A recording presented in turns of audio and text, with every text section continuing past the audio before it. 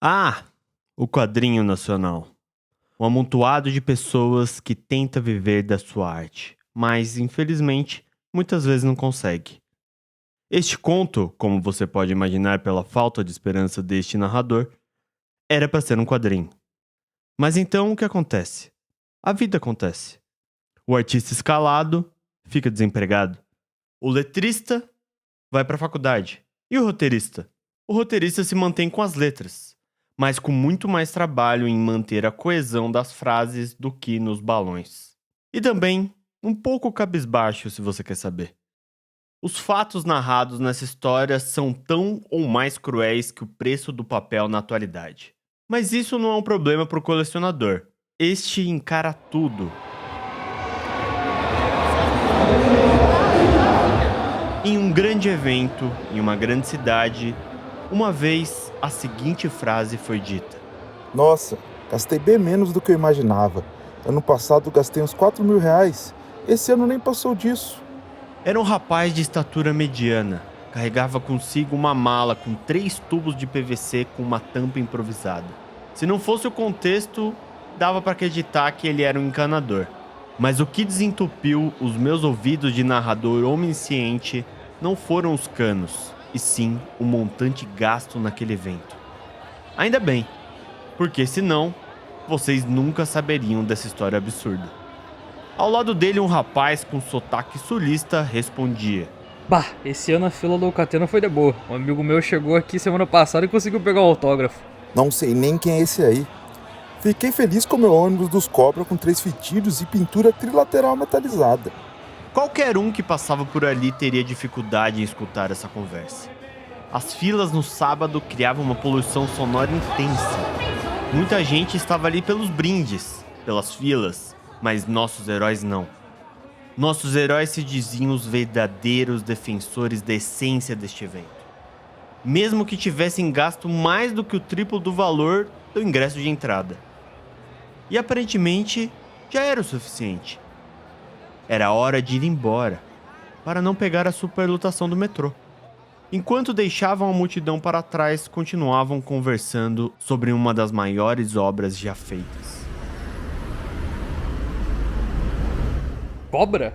Nunca li. Disse o sulista. Cara, é petardo demais. Isso que é gibi bom. Sempre fui do lado das Serpentes do Caos na HQ. Respondeu o amigo que gastou mais do que 2 salários mínimos em itens colecionáveis. Pelo que tu falou, deve ser bom, mas não queria gastar num ônibus. Ah, você deve achar pra vender as edições antigas. Mas pô, capa mole? Presta isso aí não, hein? Acho que vou passar no sebo então, dar uma olhada. Sebo? Isso é coisa de gente esquisita, né não? Nunca fui. Eu vou sempre, mas nesse aqui perto eu nunca fui. Então você não apoia as editoras? Que vergonha, Jorgito. O amigo Gastão e Jorge chegam até a estação de metrô. Estranho, né? Eu achava que quem gasta esse valor em qualquer coisa teria pelo menos um carro para ir embora. Enfim, eu até que fico feliz em saber que só esse narrador não é um fudido. Nossos bravos heróis chegam a uma encruzilhada que os separa. Eu até que vou sentir falta do sem noção comprador de ônibus. Não vou com você não. Preciso alinhar minhas lombadas com as compras que fiz na Cifrão XP. Depois passa lá em casa. Tchau. Ok, eu acho que eu não vou sentir tanta falta dele assim. Mas acho que o Jorgito ainda tem salvação. Ele se lembra de que o sebo é bem próximo à estação de metrô. Devem faltar só umas ruas pra baixo e acho que ele chega lá. E ele decide seguir.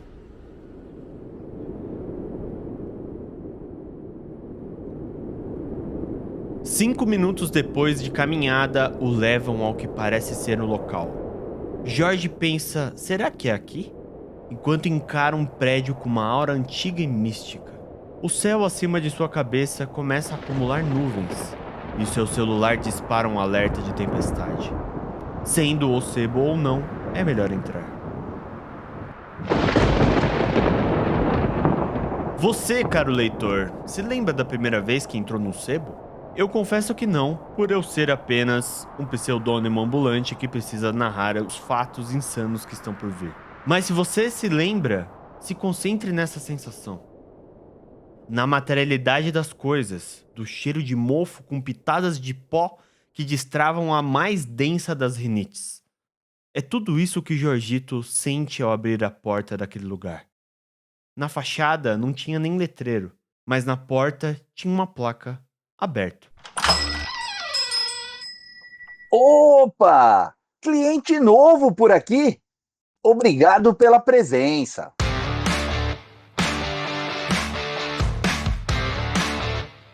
Uma figura exótica o recepciona. Como se fosse o dono do sebo. Talvez ele até seja, mas a gente não vai falar disso agora. Essa figura tem cabelos grisalhos, um óculos de armação grossa e um chapéu esquisito. Jorge se sente entrando numa outra atmosfera. O vento uivante lá fora não faz diferença aqui dentro. Um toca-discos reproduz uma trilha instrumental de guitarra que poderia tranquilamente ter saído de um comercial de desodorante brega. Oi, senhor. Estou procurando as edições capa mole de Cobra. Você tem aí? Olha, capa mole temos de monte aqui. São gibis que não se encontram facilmente nos dias atuais. E ônibus? O senhor tem aqui? Estou procurando alguns que não reimprimem mais.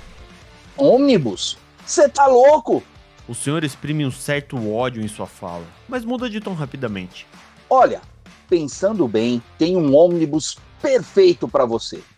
Capa cartão e tudo. Está ali numa estante dos fundos, ali ó, no segundo corredor. Fique à vontade. Um som de trovão irrompe lá fora, tirando a agulha do vinil do lugar. A música sai dos eixos por um momento, mas volta a tocar novamente. Quanto mais Jorge adentra as prateleiras, mais a luz vai ficando difusa e dificultando a visão do que está pela frente. Parecem ter coisas bem antigas ali. Muito mais antigas do que os outros sebos que Jorge já frequentou. Jorgito se esgueira pelas caixas, pelas montanhas de livros, no fim do corredor indicado pelo dono da loja. Para cada passo, uma nuvem de pó se forma deixando o rastro de que alguém passou por ali. Ele força um pouco a vista tentando achar o item que procura, mas antes de tirar o celular do bolso para ligar a lanterna, vê um brilho tímido no rodapé da última estante à sua frente. Lá no fundo, você vai encontrar o que procura. Se lembre que o que importa no quadrinho é a diversão. Diz o lojista lá do balcão. Letras garrafais pulsam uma iluminação magenta da lombada, do que parece ser um fichário, uma caixa ou até mesmo um livro. Eu, como narrador onisciente, não consigo dizer o que era. Aquele brilho realmente impediu os meus olhos de vislumbrar a verdadeira forma daquele objeto. Chumbreguito e a lombada infinita. Estes são os escritos da obra em frente ao nosso amado sulista. Ele, encantado pelas cores e brilhos dispostos ali, estica a mão e tira o objeto da prateleira.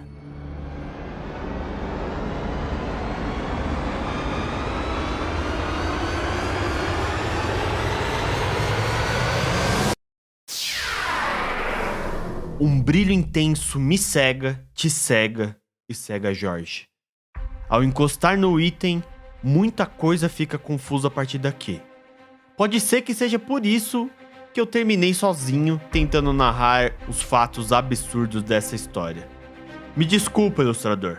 Talvez você esteja certo, em algum ponto, em me abandonar. Enfim, continue daqui por sua conta e risco. Ai, até escrever a palavra risco me dói o coração. Jorge não foi capaz de notar onde estava, pelo menos até a metade dessa história.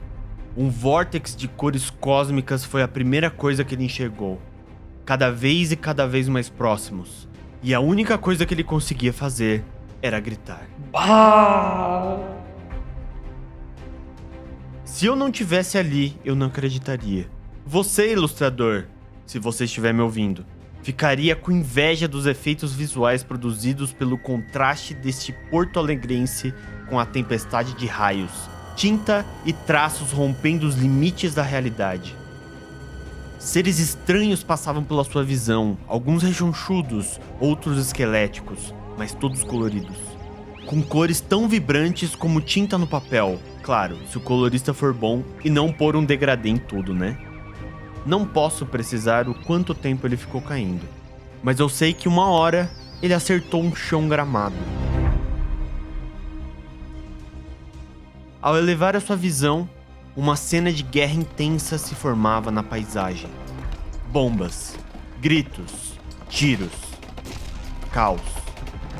Um recordatório informa o número da página acima da cabeça de Jorge. 986. Ao seu lado aparecem 2 pés levemente felpudos, na cor roxa. A criatura estende a mão e ajuda Jorge a levantar, que finalmente consegue ver a totalidade da forma daquilo. Bomocito, acorde! Eu preciso de você! Diz o ser com uma voz estridente. Jorge consegue recuperar um pingo de sanidade e vê. Olhos profundos e cansados da guerra. Um braço mecânico feito de madeira. Uma faixa preta amarrada na testa. Um símbolo em formato de C na protuberante barriga. E uma cor tão roxa que fazia arder os olhos. Jorgito tenta responder. O quê? Bomocito, não temos tempo. O Shepa está morto. O ônibus já tem quase 1000 páginas. O mundo não pode pagar este preço. É preciso voltar para a página 1. Jorge não consegue entender o que está acontecendo e começa a se beliscar. E se beliscar para ver se acorda. E os beliscos não surtem efeito algum. O soldado à sua frente o pega pelos ombros, o chacoalhando e gritando. Bomocito, as lombadas do caos foram alinhadas. A estante do Infinitson está completa. Nós estamos quase perdendo. Tome isso, leve com você. A mão mecânica de madeira se abre e revela um pedaço de papel que brilha numa aura parecida com aquela que Jorge viu na caixa do sebo. Você pode refazer as suas escolhas, Bomocito. Pegue este. Este é o último marca-páginas cósmico. E corra até o fim da página agora. Chumbreguito empurra Jorge para trás, pega seus últimos recursos de batalha e corre em direção à guerra. Quem é você? Como assim? É claro que eu sou o Chumbreguito. Jorge se recorda do tempo que passou na fila nessa manhã. Seus autógrafos, seus gibis capa dura. Ele não entende. Desde que entrou no sebo, ele sentiu que havia algo diferente. Mas ele não queria tudo isso. Por que ele? Ele era um ninguém. Só trabalhava para ter uma distração legal durante o seu tempo livre. Seguia as tendências que todo mundo dizia para ele seguir. Comprava aquilo que falavam para ele comprar. O marca-página pulsava em sua mão. Querendo ou não, ele havia sido ativado. Ao se desesperar cada vez mais, Jorge começa a correr. Até que então, a grama nos seus pés se esvai e a página acaba. Uma sequência de páginas aceleradamente passa pela visão de Jorge. Um barulho de folhas sendo movimentadas ensurdece seus ouvidos. Um som que ele amava desde pequeno agora se torna o seu maior pesadelo. E não para. Não para. Não para. E então para. O recordatório indica. Página 1.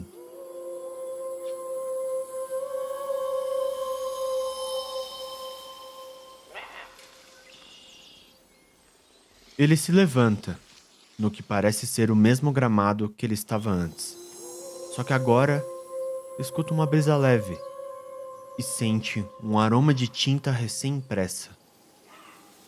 Conforme ele se levanta e tenta se aprumar, ele vai percebendo que a sua forma humana não está mais lá. Suas mãos estão fofinhas, com uma penugem levemente esbranquiçada. Ele vai caminhando e resolve ir até um local com uma visibilidade melhor para entender onde ele está. Com um pouco de esforço, ele consegue alcançar uma pedra mais alta e sobe. No horizonte, algo que ele já tinha visto se destaca no céu de forma colossal. Um letreiro flutua, com o mesmo brilho rocheado de antes. Chumbreguito e a lombada infinita.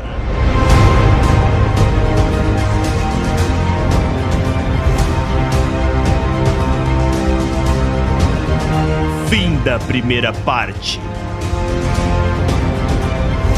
Narração e edição Vinícius Caldas. Com vozes de José Instável como Jorgito, Gabriel Vadim como Aníbal Arrombado, Chumbreguito como Chumbreguito. Roteiro e história José A.V.C. Participação especial Cássio Vitti. Toda e qualquer semelhança com a realidade é mera coincidência. Uma produção Chumbrega Press.